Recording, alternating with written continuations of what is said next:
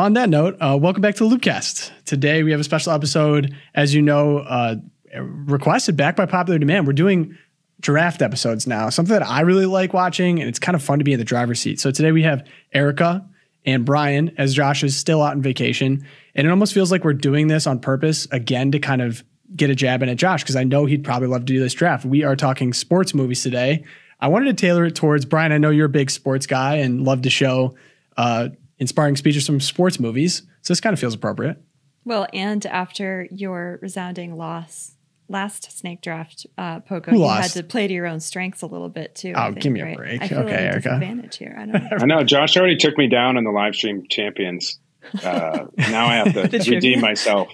He beat me 5-4. It was a tight race, and I think he fixed it because there was some unfair questions. Yeah, well, you know, the best part of the last snake draft was that Josh went to the comment sections of that video and just responded to everyone who said that he did a good job and was like, oh my gosh, you're so right, so right. And I was like, this feels a little bit illegal. Like, you shouldn't be able to do that. It's like, I want some integrity. He's a little Connor Stallions-esque, like he's doing scouting or something. I don't know. Anyway, today we got sports, and so we're going to do 5 a person. Here's how we're going to determine, because I think the order is really going to matter here, because it feels like there's some really big, obvious ones at the top. So I have a random number generator. Erika, you're number 1 as always. Brian, you're number 2. I'll be number 3. I got to hear my phone, so there's no funny business, so I can show. So I'm going to hit generate here, and whoever gets it is going to get the first pick. For the camera. What's that? I can't see it. I can't read that. I'm old. I don't make glasses. We trust you. It looks like a 3. That's a 3. I am first, and I cannot be happier. Next number. We got a 1. We got a 1. Erika. Yeah. But right. Brian, this means it's a snake. So you get two. You get 2 in a row. Okay. So are we starting with our 5th or number 1 first? Well, here's the thing. The magic of the draft format is if you think someone's going to steal it, you know, you probably want to take it up top. And I could take something that would devastate you because I know which movies you like. And one of them at least. One of them at least. And I could be a benevolent king, but I feel like it wouldn't feel right not to take this first. It's probably the most popular sports movie of multiple generations at this point. And spin-offs, everything. I'm talking Rocky. The American Dream, Sylvester Stallone. It's inspired generations of people. There's steps in Philadelphia people run up because of the movie. There's a real life statue. Rocky's the true underdog story. Here's the thing. I don't know if I get all of the Rocky movies because... No, you don't. You don't. Yeah, I was like, I had to float that out there because it's going to be hard to choose. I think I'm just going to go with the first one because it does set the scene, which is tough because I do love the 4th one. And I guess those are still on the board. I love the 4th one. I love the 3rd one. 2nd one's awesome too. 5th one, we forget about that one. But yeah, 2nd Rocky, one was kind of a downer. See, okay, I'm not. I'm up next, so you get to do commentate. Well, no, I mean, feel free. Do you have an issue with that as a 1-1 pick? I mean, I thought that was obvious. Well, I mean, you go to like top sports movies lists, Rocky's always going to be somewhere. Like it's clearly one of the better, like, you know. It's the best. Well, but let's face it. If we're talking Rocky, there's 4 Rockies. Each of them are very unique. Yeah. Which is the one that when it comes on, you always watch it? And let's face it, this is a political audience. Right. This is an audience that's anti-communist. It's very clear which is the top one. I mean, come on. Rocky 4, probably childhood shaping movie. It was for every boy, maybe for every woman. I don't know. Like, who didn't watch that movie as a kid and then go try to box your brothers afterwards? Well, I mean, I'm wearing the loudest t-shirt possible right now. I just came from the gym. I listened to Hearts on Fire and Eye of the Tiger to prepare for the possibility to have this pick because that was on the soundtrack of all my gym playlists. Rocky 4 actually had a poster hanging in my dorm in college where he's draped in the American flag after beating Drago all drugged up. I mean, it doesn't get better than that. But in the first one, I have to say, just personally, from what I love so much about that movie was that it was the launch of Sylvester Stallone as such a force in terms of being an actor. And he was a nobody before that. He had the script. He shopped it around. He said, hey, the only way I'm going to do this is I am the lead role. I am Rocky. And I actually don't know. I can't remember who they were thinking about filling that with, but it's impossible to think about that movie without Sylvester Stallone because how he acted in that movie, it's iconic. It's authentic. He's the perfect kind of aw shucks, like with a lisp, a nobody. And he's got all these real life problems. He has the alcoholic brother-in-law. He's trying to awkwardly date someone. And of course, he's got an unrealistic shot at the title because of movie circumstances. And he makes the most of it. So Rocky, it's a personal inspiration to me. It's a phenomenal movie. That's my 1-1. So let's just be clear. Rocky 1 is in your top 5. Rocky 1. Oh, top 5 Rocky movies? Or just my top movies? Top 5 sports movies. Yes. Yep. That's my 1-1, Rocky. Dang. All right. Okay. Worthy choice, Tom. But since Erika's up next. I'm sorry. Yeah, I got this. Brian, got wait your turn. And then you got 2 in a row. All right. So I'm going to go with the only boxing movie that ever inspired me. Oh. And it is not Rocky 1, 2, 3, or 4. I have a feeling I know what you're going to say. Yeah? Do you have any guesses? It is none other than starring the gladiator himself, Russell Crowe. I love Cinderella Man. Yep, I knew you were going to say Cinderella Man. This is such an Erika pick. Okay, just say it, all right? I love Cinderella Man because not only is it a great sports movie, major underdog. Oh, there he is. Yep. Look at Russell Crowe. I mean, how can you not just... The cinematography is iconic too. Yeah, like such a great period piece. Done. Yeah. And Renee Zellweger, I can't stand Bridget Jones' Diary. I think it's just so I will vomit. But she was really good in this. And the shots of her face while she's listening to his fights on the radio, that's pretty much the face I make when I'm watching boxing movies. So I was just like, this is so hard. But it was great. And it's a marriage movie too. I love the portrayal of marriage and fatherhood. And the scene that I love the most though is where he returns the dole money to the welfare lady, and he comes back and he hands the money back to her, and he's like, "I'm paying it off," and everyone is just like, "Whoa!" So yeah, really heartwarming. It is a sports movie. Little sneak preview. My husband, as I was walking up to do this, texted me and informed me that one of my other picks is not, in fact, a sports movie. Wait, and so I need to quick go back. Could an argument be made that it's a sports movie? Yes, and I will make it. Okay, I'm open to good arguments. Brian, don't worry. Have you seen Cinderella Man, Brian? Yeah. I have seen it. It's been a while. I actually didn't even remember that movie. Thinking as I was brainstorming for this, so that's actually a good choice. That's one of those. Thanks. Movies you like to watch with your kids because, like Erika said, there's a lot of moral lessons in it. I'm trying to remember. There's that scene where his kid had stole the bread, I believe, and he forces him to take it back. So there's really this even in the midst of the Great Depression, and we have nothing. They're just building the drama around his need to fight for his family. So yeah, I mean, great lessons in that movie. Yeah, Russell Crowe's great.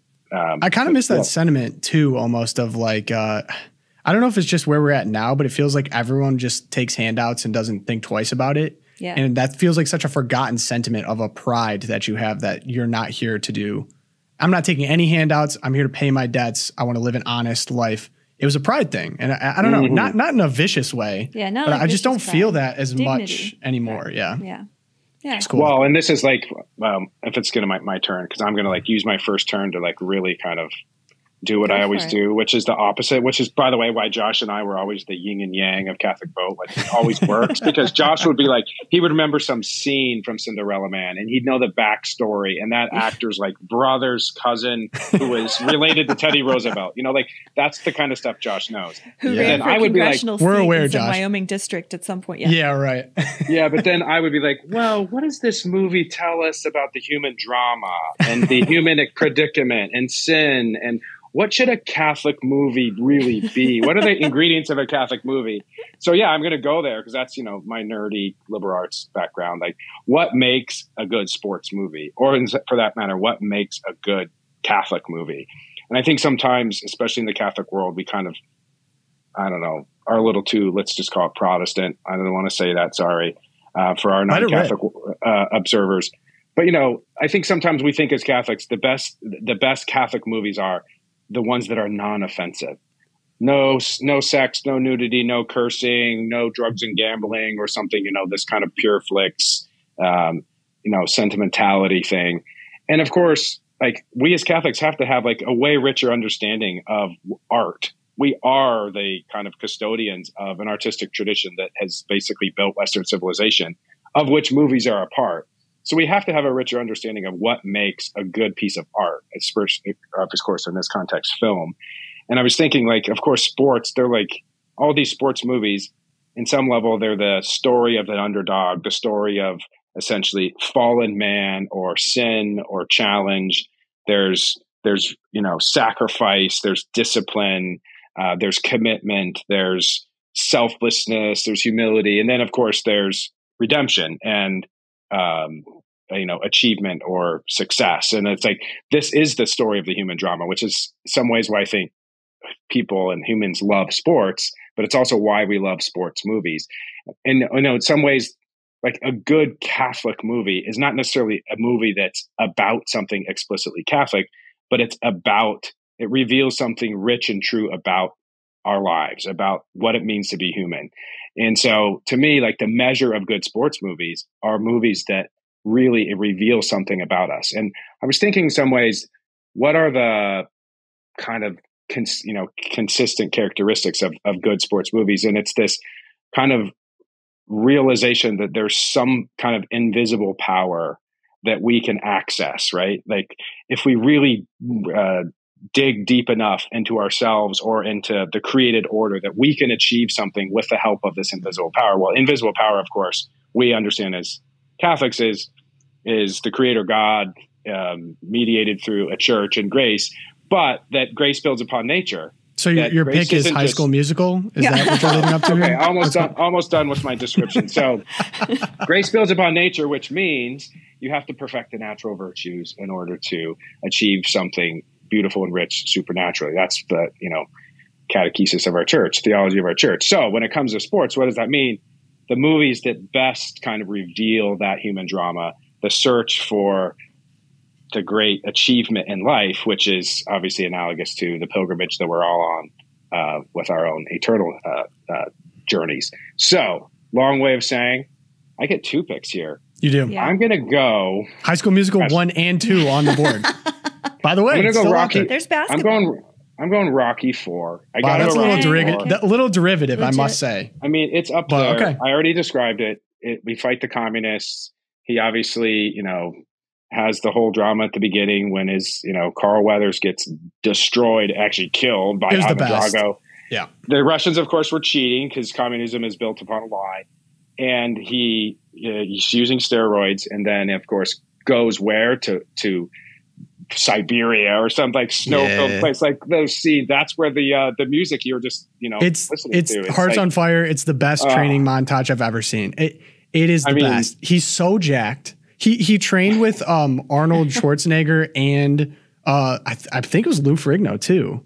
Like some of the biggest bodybuilders at the time. If you lived in Chicago where it gets cold enough, you could go out in the snow into like a rusty barn and like lift rocks with a rope and do Brian, I grew up in Metro Detroit. Metro Detroit's just as snowy and cold, brother. Trust me, I watched Siberia of the United States. But no, to your who point, knows? I mean, maybe very soon we'll have like the little black car with the Kamala Harris, one government flag driving for the Catholics. So we'll be all inspired. We'll put in our headphones and listen to Hearts on Fire as we run. Oh gosh! All right, okay. It's so I got one of the Rocky. best training montages of all time, though. I know exactly what you're talking about. I'll give you that. My next one, I'm going to have to go just classic. Everyone knows Hoosiers. Hoosiers, story. Good pick. High school Cinderella team. Not obviously, there's all the human drama in it with the coach. Gene Hackman comes in. He's an alcoholic. He's awesome. Yeah. He's tries to revive the great Jimmy, the great high school kid who's from a family. They had a tragedy in the family. He doesn't want to play basketball. Obviously, Gene Hackman ends up, courting his mother, and then Jimmy comes back, and he's like it's an Indiana movie too. It's like the Larry Bird story, kind of, Indiana meets, something. But the best part about Hoosiers is that gym that they filmed that in, that was actually not the gym that the story actually took place. So I remember finding out, they went and did like a search of high school gyms around Indiana, and they found that gym because it was the best kind of like movie set that was so kind of, let's call it like, perfect set for exactly how you imagine that story be told. And it is right outside the Carmel office. It's so like I've actually been there. I've actually been there, and it's now a microbrewery. I'm pretty sure.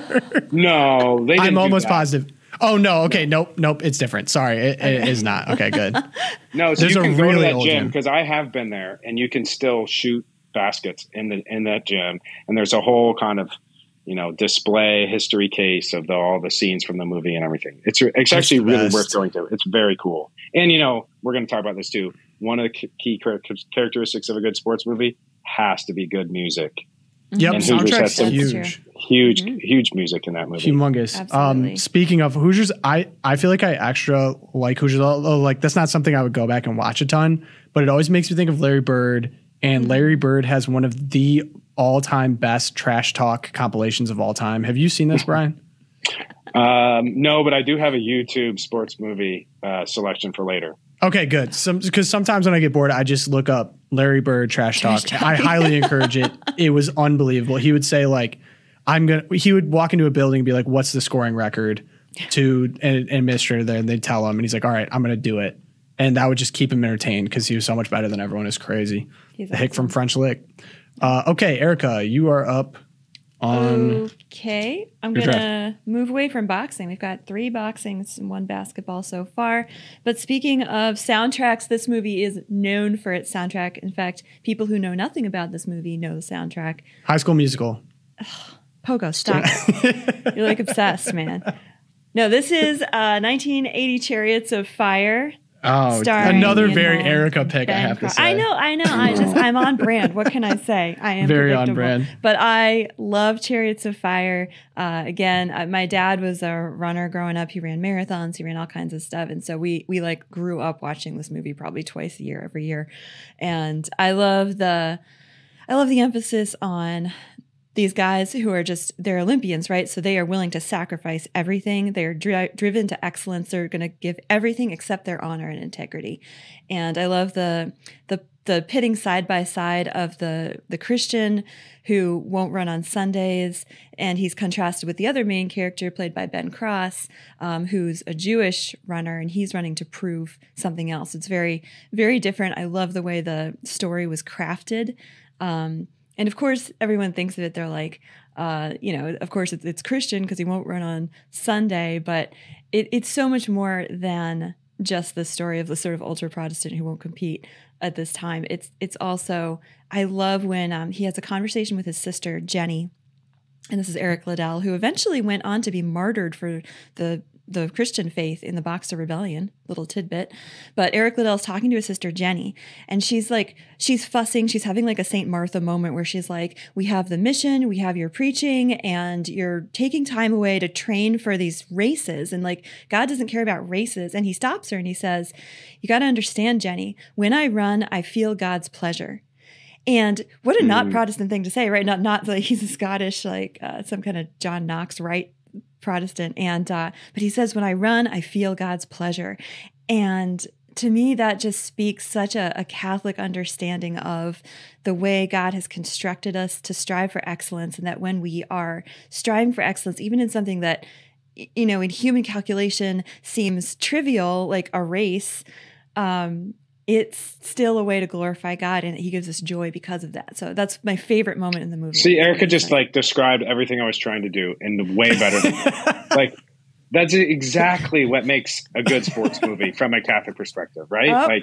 Striving Scott, for excellence, giving glory to God. Oh, yeah, exactly. And Chariots of Fire, by the way, probably one of the most iconic songs. I was going to say who doesn't know that song? Even if you haven't, it's dun dun dun dun dun. That song is in this. Is that what that song is from? It's from this movie. Yeah. It was composed for the running on the beach scene at the beginning. Oh, wow. Okay, because I've only seen it in memes. I've never seen this movie. Which you've never seen Pogo? No, you are uneducated and ignorant. You need to work on this. What is Janet doing? Janet, You're going to discover this very quickly in my list. All right. Yes. Although I did shout out. I feel like whenever someone's tasked with drafting sports movies, the first thing they do is text their dad. So I did text my dad, and I got a lot of his takes, and all solid. I got a lot of watching to do because I haven't seen. But this is going to be personal to me because I don't want to pick things that are on lists that I've never seen that I can't speak to. Right. So I have some that are very personal, and I'm also thinking about like what could potentially get stolen. I hope the next one I have 2. So I'm going to go number 2. Wait. There's no snake on this end, right? You only get 1. Yeah, no, 2. Another snake. He gets 2. Oh, another snake. It's oh gosh. Okay. That's how snakes work. Yep. Okay. For me, I'm going to Remember the Titans. Easy. Good racial reconciliation movie. And you know what? Say what you want about Disney. Say what you want about it being, you know, a little Disney-ified, maybe not 100% true. But I was just like smiling ear to ear on some of the speeches. Like it was a great excuse to just go back and look at all the best clips. And so many funny things about Remember the Titans. Like Ryan Gosling's in it. He's the corner that gets burned. And this is kind of before he's this like suave movie star. And there's Gary Bertier who gets in the accident. He has the reconciliation with the other linebacker, which is just an awesome thread. Everyone looks like they're like 30 years old in this story, which a classic, you know, sports high school movie. But one of my favorite is at the end, they're kind of getting railroaded by the refs, and they were doing it because they didn't like, Denzel. They didn't like Denzel. Because he was black. The coach. Yeah. And the other coach, the assistant coach who was white, he was kind of like in the good graces of the league. And there's a big like swallowing his pride to even coach with this guy. And they're getting screwed over. And there's this moment where they're just calling all these bad calls. And his daughter even was like, come on. Like his daughter's kind of the cool like character that is like even the innocent voice of reason. And she's, come on, like we're going to lose. This is terrible. We're getting screwed over.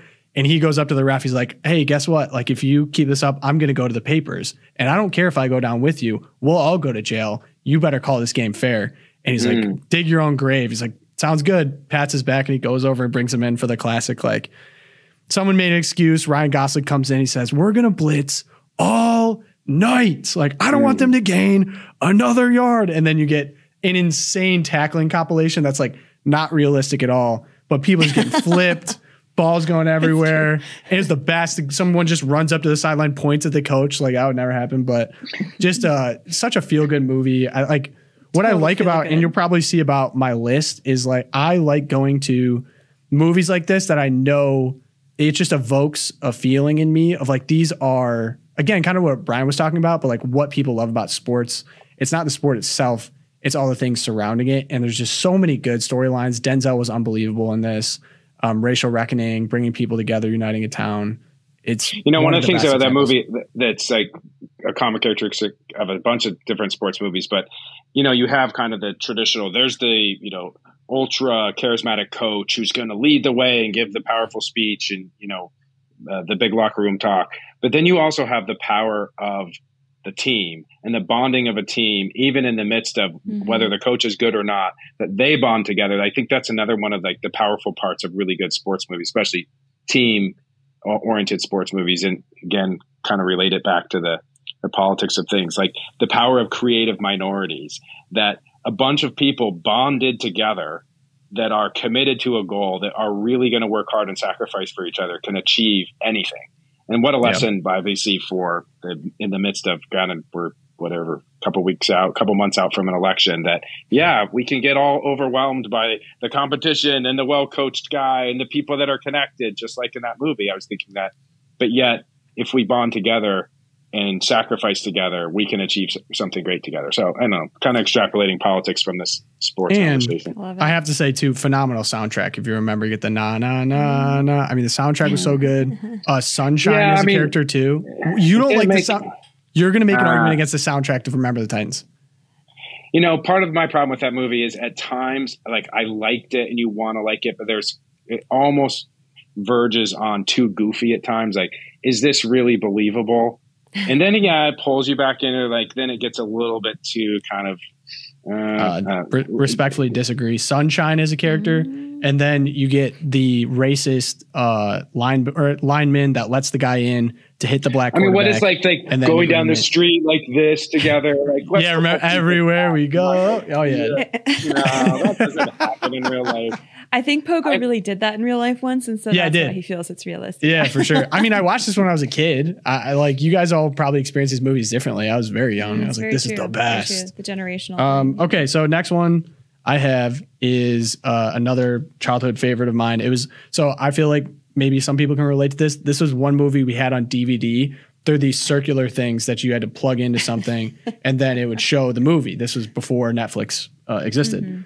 And actually OG Netflix, they would send you discs in the mail for those that remember that. We had that, But we had a player that we had a conversion van, a sweet conversion van, and we had a player in it. And when we took long trips, we could play whatever DVDs we had. And one of them that almost every trip we took, we played, it's The Sandlot. The Sandlot is... You gotta I need to hear this. You don't like The Sandlot. I hate that movie. I'm with Erica, 2-1. I gotta hear come this. on. Wait a second. You gotta convince me on this. This is unbelievable. The Sandlot is like, it makes you re-feel all of your favorite memories from... What's with the feels, Pogo? All your arguments are feels. Growing up and playing baseball with your friends, going around town on your bikes, getting mischievous. You got iconic lines. Some more of what comes to mind. The Wendy Peppercorn saga. You get Squints, great character. They all come together. The soundtrack, phenomenal too, especially when they were playing on the 4th of July. Love that movie. I could anytime they would come on, I'd watch it. See, my critique of it is I never even made it all the way through. That's all my critique is. I couldn't even make it all the way through, so I don't even know enough about it. You know what? Maybe I get exonerated by the audience. What year but did that come out? Ham. 93. One of my guess is like the under 25 Loopcast listeners may be with you, but beyond that, I'm pretty sure Sandlot's not top 5 for anyone. One of my favorite scenes of any baseball movie is when they're playing the official team and Porter is behind the plate and he's like just trash talking all the better players. They're like something about your sister in left field, and then they're distracting the player. Shut up, Porter.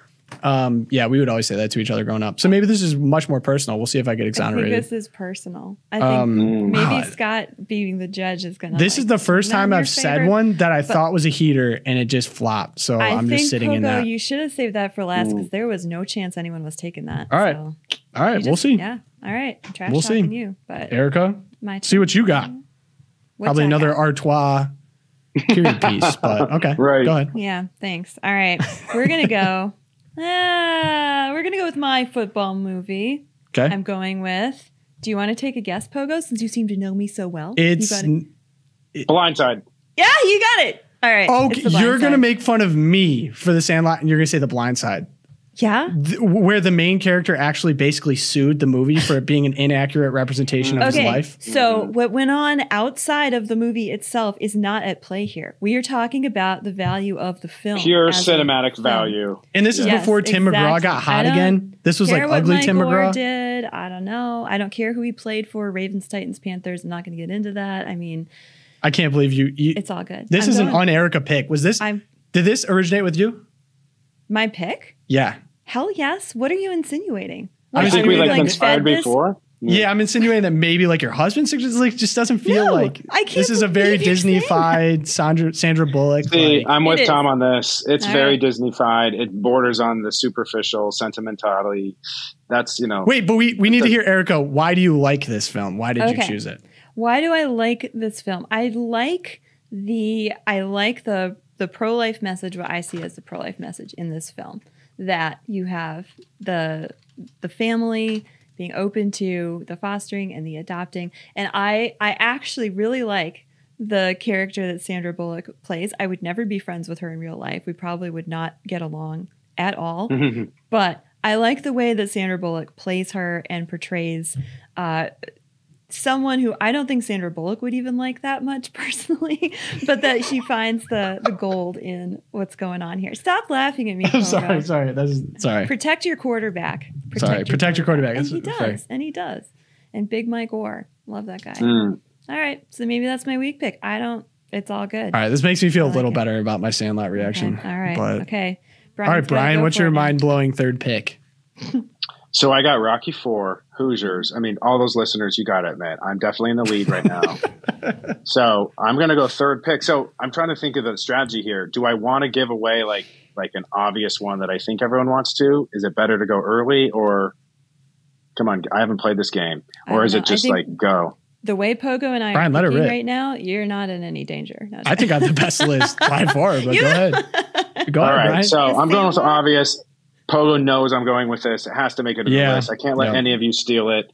Probably the greatest sports movie ever. There's so many levels here. It's based upon a true story. It's I already based wrote it upon down. a heroic team, one of the most iconic teams in all of United States sports history. Yes, it again involves the Russians. Noticing a theme here. I wrote it down too. What is it? Disney movie? Yes, probably one of the best Disney movies that's non-animated. Miracle. Pogo and it, of course, uses a term that we all love as Catholics. Pogo knows because I forget when it was, probably 2 years ago. I think I set the bar really too high for this one all staff call when I played. I played the clip from the Herb Brooks' locker room speech. I mean, who cannot go back? In fact, I told Tom when we're doing this, like, we got to go just play that speech and listen to it. Like, it's so good, and it's the Minnesota accent. And these, basically a bunch of scrubs that they the names were college. So good. They're going to go play against this professional Soviet team that had smoked the world in Lake Placid in the 80s Olympics in the midst of the Cold War. The country isn't even paying attention because it wasn't on live TV. So the game happens. They broadcast it that night in prime time, and no one knows. There was no internet back then. And of course, the famous Al Michaels call. At the end, do you believe in miracles? One of the best calls of all time. Is there not a better sports movie for Catholics than a movie whose most iconic line is, do you believe in miracles? So anyway, Miracle. So I got Rocky IV, Hoosiers, Miracle. Mm-hmm. I mean, I might as well quit now. I just go with 3. Whatever you guys, I don't know what you have left. You all agree. Miracle is. But Brian, do you have something against Russians? No, I have something against communists. Ah, that's fair. Mm-hmm. Yeah, because I was going to say, I just learned about what the Russian 5 were. Do you know about that? The Red Wings? I probably wouldn't because I don't pay much attention to Detroit either.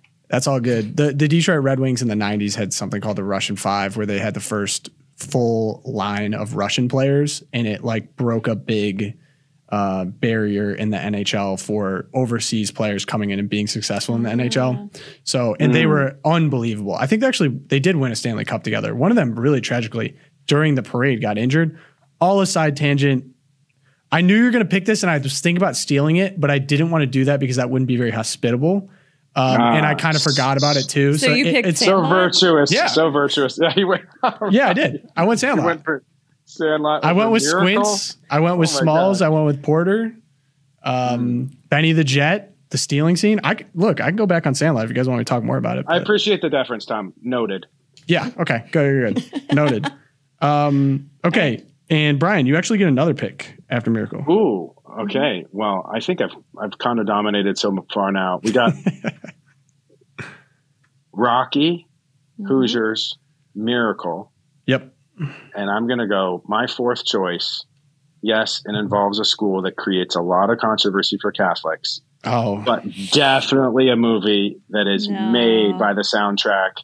Yes, it involves where I live, Chicago, and a family and a kid who really underdog story. Everyone knows what I'm talking about. The Golden Dome, Rudy. Yep. Rudy's definitely up there. One of the better, stories of,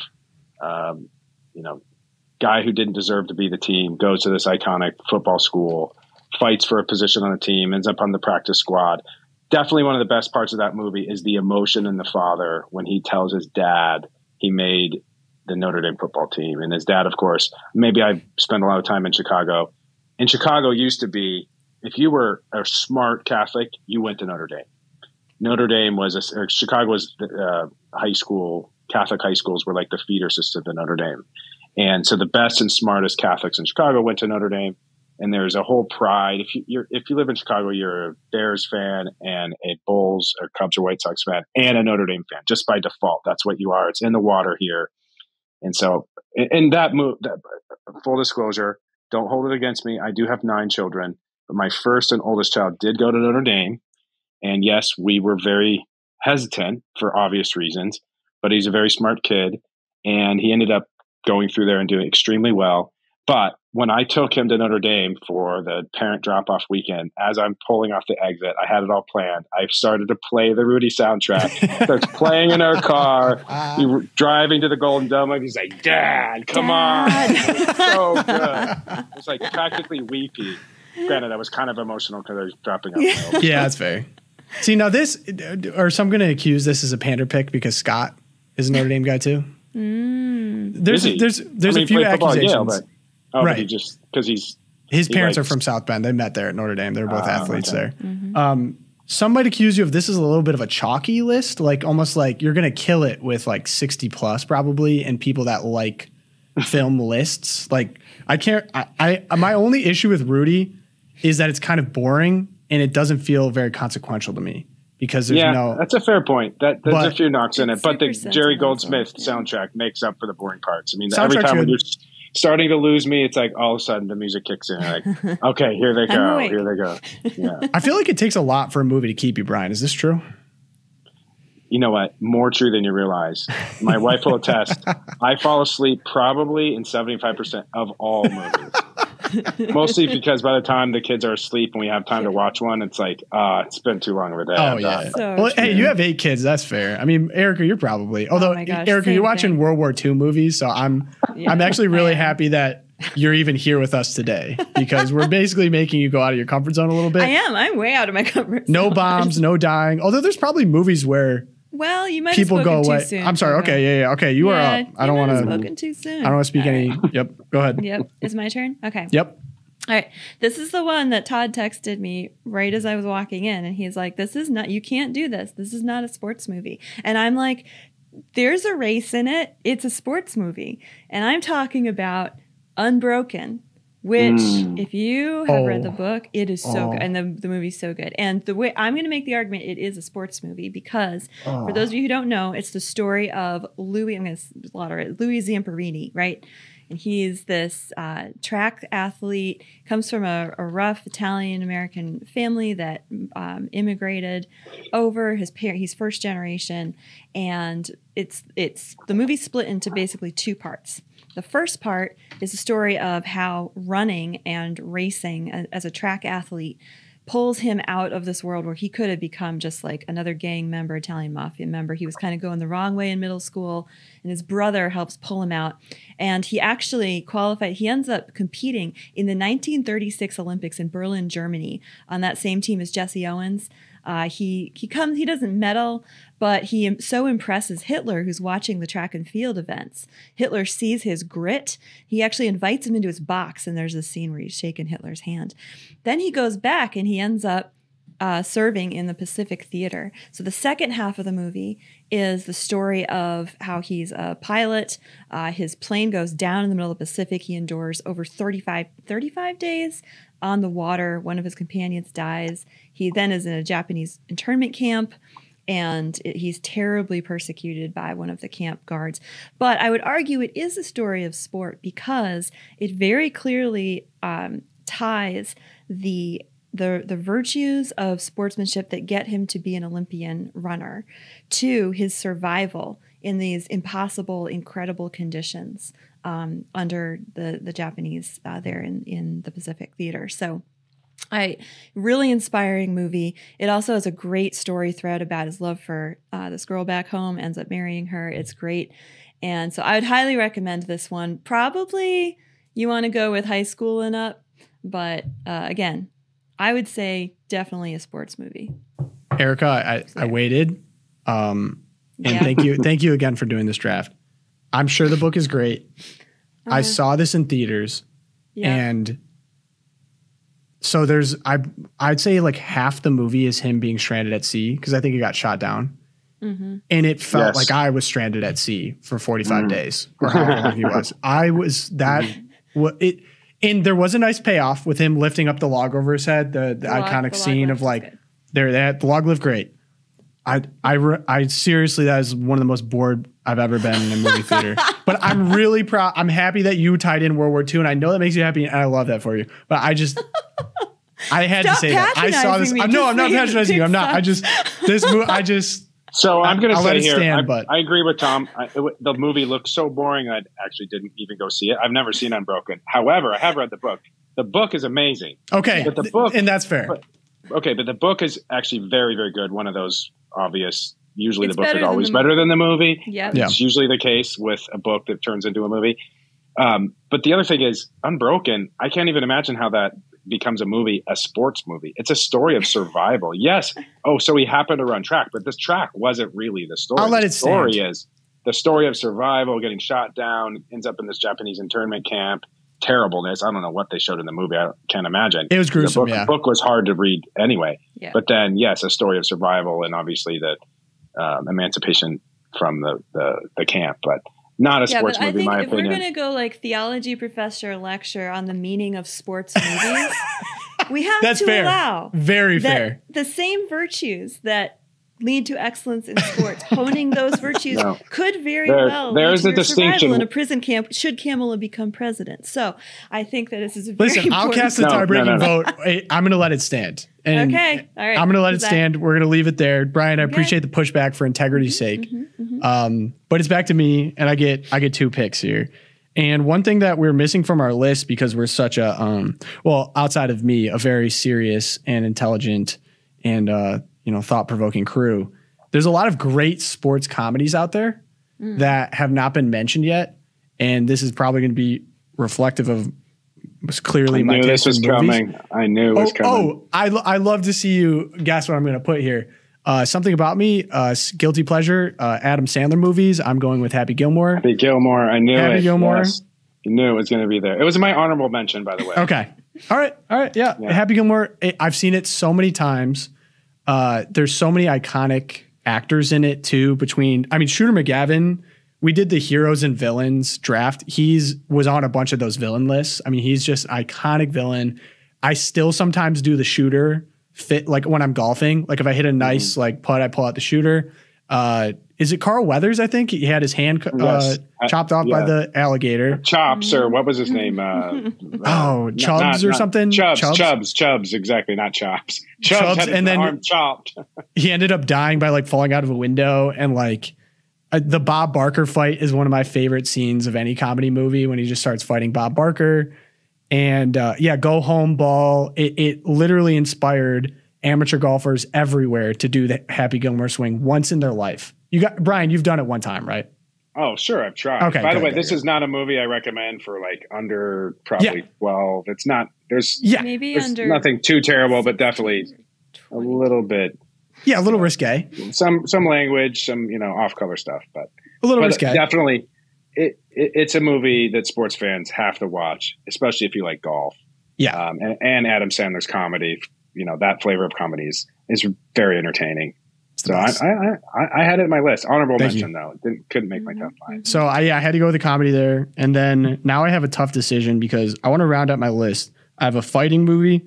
I have a football movie. I have a baseball movie / childhood nostalgia movie. And I have a golf movie with a comedy. So now I feel like I'm not sure exactly where to go. I want to grab this category, and I'm thinking of like what I like the most in this category. And so this is going to be more of a personal pick. I know there's a lot of great racing movies out there, but my personal favorite is Ford v Ferrari. Have you guys seen Ford v Ferrari? Oh, that's good. I've heard Tom talk about Ford v Ferrari, especially with other members of our staff that are very into car racing, which is probably the least interesting sport that I think exists. But there's so many great racing movies, but Ford v Ferrari, I like Ford v Ferrari because I am a big fan of Christian Bale. I think that he might be, he's a generational actor for sure. He was unbelievable in his role. You get Le Mans, iconic racing. This is going to really win over certain members of our organization, as you said, big racing guys.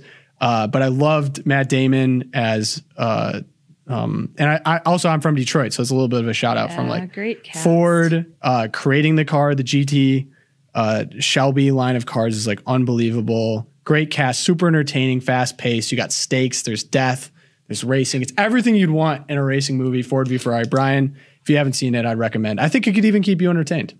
I actually think I did watch it, but I did fall asleep during it. But that's I take it all back. It was pretty good, the part that I watched, but that's a relatively recent movie, so I could still go back. And I don't want to steal anyone's pick, but it was between that and Cars.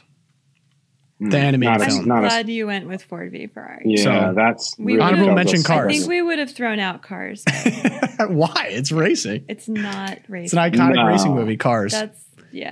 I'm realizing the reputation I'm going to get after this is probably not going to be great, but Ford v Ferrari, phenomenal movie. Erika, your final pick. All right. I'm going with, this movie has boxing. This movie has horse racing. This movie has rodeo cowboys. And it has Tobey Maguire. I'm talking about Seabiscuit. Because love Seabiscuit. Look at you guys, your faces. All right. I love the story. I love Sell me on Seabiscuit. I've never even heard of it. The cinematography is awesome. You never heard of it? Mm-mm. That's not true. No, I literally haven't. It's a Depression era film. It is not filmed then, but set in the Depression era. It's got, it's the story of no, not that one. That's Shirley Temple. No. Oh. Seabiscuit, Tobey Maguire.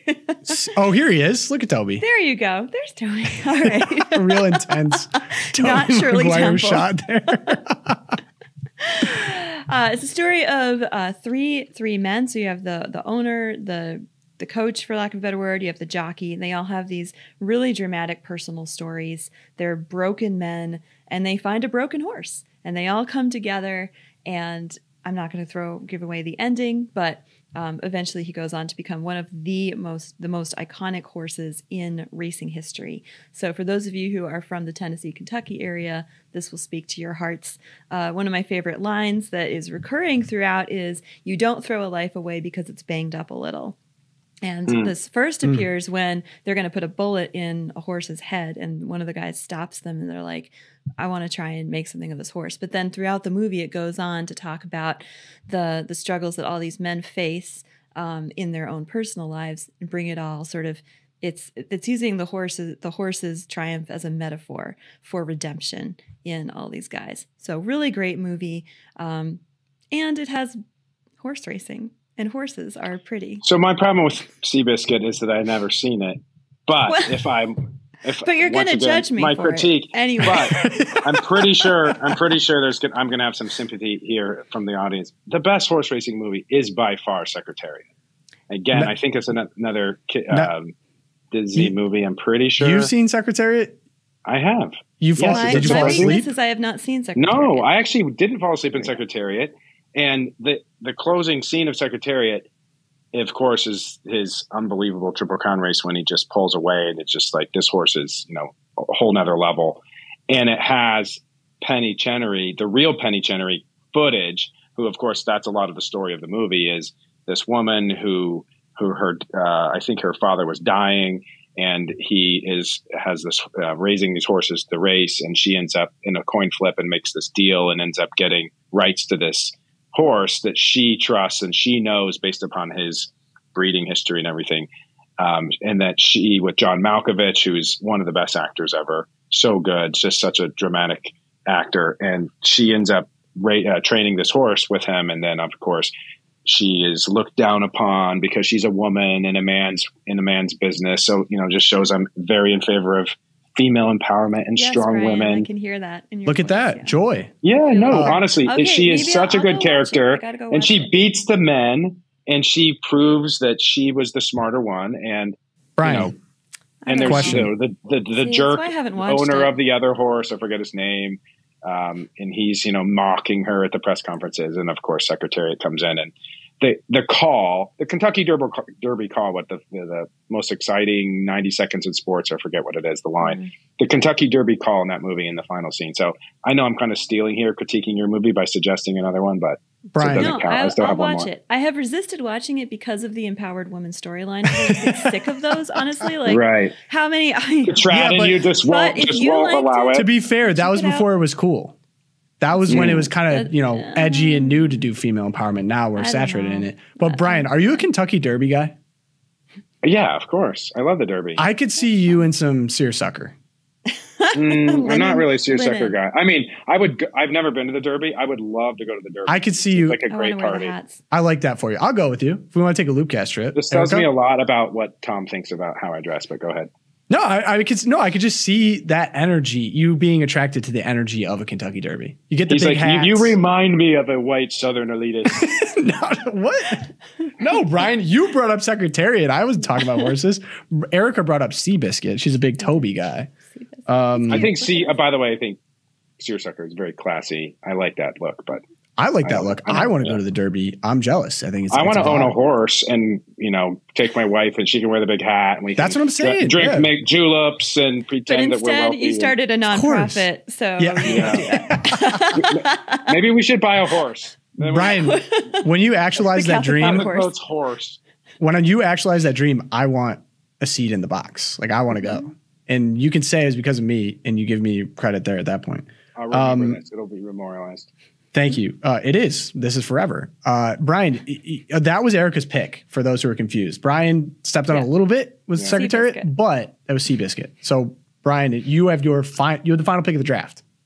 All right. This is definitely not going to make or break. I'm definitely not going to get the most votes. I'm sure Scott, certainly Tom, probably has never heard of it. I'm going to go with a really esoteric pick, which is, I'm going to go with something that probably most people have never heard of. Maybe it'll be a movie that, go watch sometime when you have nothing else to do.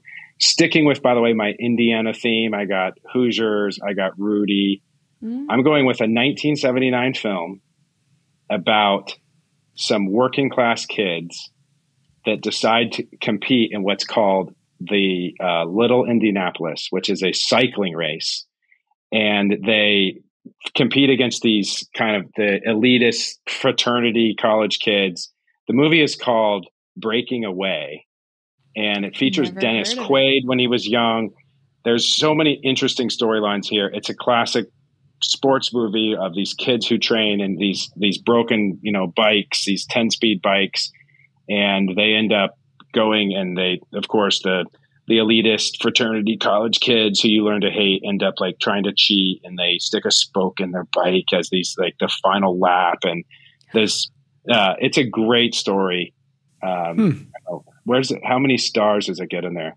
I bet you for the older sports fans, I'm betting this is something that. Do you know where in Indiana? Where is it set? I'm trying to think. Wow, this is rated super high. 95% tomato meter, 88% popcorn meter. Yeah. Wow. Maybe I got to go check it out. Yeah, I'm writing this down. The kids will love it. Is it a good kid movie, Brian? Could we show it to the kids? I'm pretty sure. I mean, they didn't make that many PG movies in '79 that were inappropriate. That's right. Dennis Quaid now playing Reagan in theaters. Came a long way. Yeah, that was my out there pick. Like not on any list that I saw. Do you have any? Do we have any honorable mentions before I call Scott? I got a bunch. Ooh, I did have some, but I'm trying to remember. I didn't write them down. Happy Gilmore was an honorable mention. I have Moneyball. I have The Natural. I have Glory Road. Have you guys seen Glory Road? Oh yeah, I have seen Glory Super Road. Fun movie. It was like Remember the Titans but basketball. So I think it came after. Some people are a little, it's a little derivative, whatever. Yeah. Semi-Pro, which is definitely for an adult audience, but I find hilarious. I actually have a Jackie Moon jersey. Rookie of the Year, Brian, Cubs. Never saw it. It's where the kid all of a sudden can throw like a pro. Rookie of the Year, it's The Rookie, not Rookie of the Year. That's Dennis Quaid as well. Watched that one a ton. My brother literally thought he was the rookie for a good year of his life. Yeah. Does it surprise you if I say that I was so scraping the bottom of my barrel for this that I have no backups? No, you had Chariots of Fire. We figured that out earlier. Yeah. You know what, Erika? I think after this, we need to let you choose the next draft topic. Thank you. And then you can put me on skates because I was ready for this one. But there's some that I would just not. My also honorable, I mentioned Air Bud. Any of the Air Buds. Imagine getting beaten by a dog as a kid. High School Musical 1, 2, and 3. Yeah, right. Okay. Come on, and then let's stop now. Brian, The Big Lebowski. What about The Big Lebowski? I want to know. The Big Lebowski's good. My honorable mention was, I didn't put it in here. People probably don't think it's a sports movie, but it clearly is. Definitely one of those iconic childhood movies. Karate Kid. Without question. We were just talking about Definitely one of those movies that you watch and then you go play with your brothers. And yeah, the big, bad, Ralph Macchio. Bad dojo who tries to cheat, and he trains and he sands the floor and paints the fence and he gets the girl, and of course they try to beat him up, and it's such a good movie. It ends up with the final scene where all of the training comes to fruition, and the genius, Ralph Macchio. Oh, Ralph Macchio is Danielson. Is what's his Danielson? Name? The trainer guy who cuts the bonsai trees. Anyway, Karate Kid, not your traditional sports movie, but it's my honorable mention. That pick. Let me Scott. think. What's up? All right. Can you guys hear him?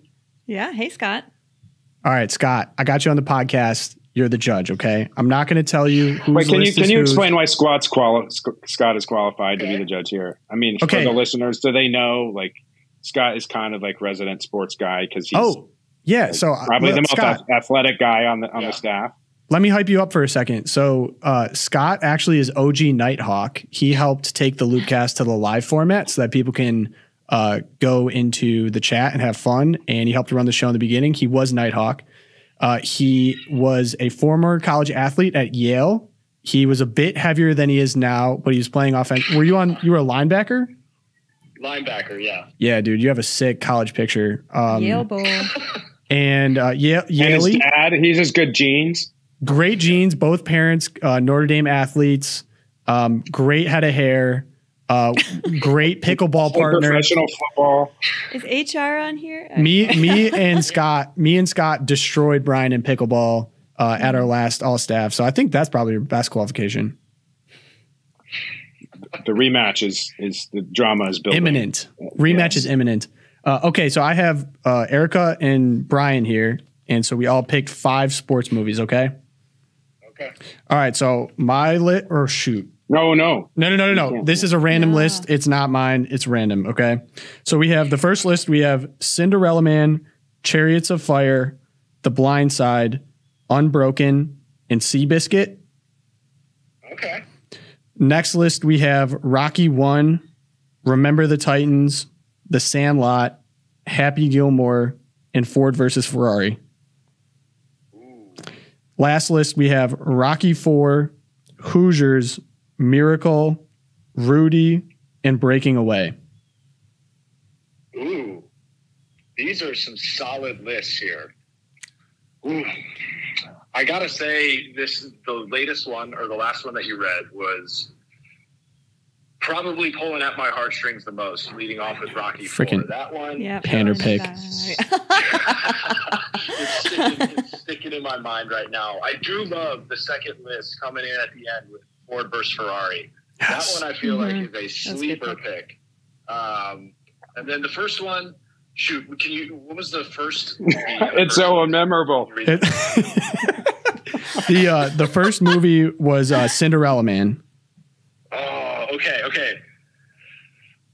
This one's tough. I think I gotta go. Wait, Scott. I need you to start with the last place list for drama and intrigue.